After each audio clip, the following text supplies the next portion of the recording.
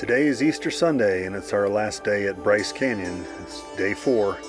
We decided to hike the Fairyland Loop trail, which is a much less crowded trail than some of the other main trails. We're going to get a close-up view of the China Wall, the tower bridges, and some really tall hoodoos. It's a 7.9 hike they label as moderate. It was challenging, but it's a great hike.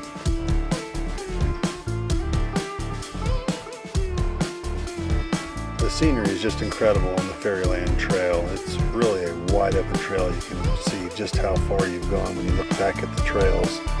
Very different than the main Bryce Amphitheater trails.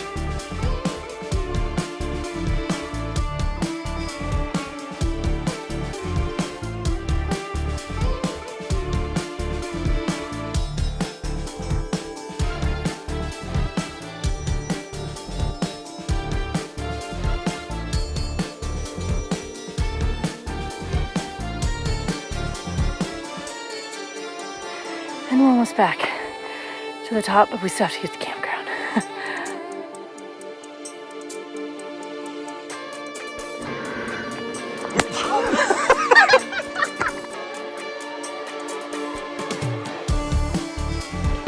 Cheers! Cheers!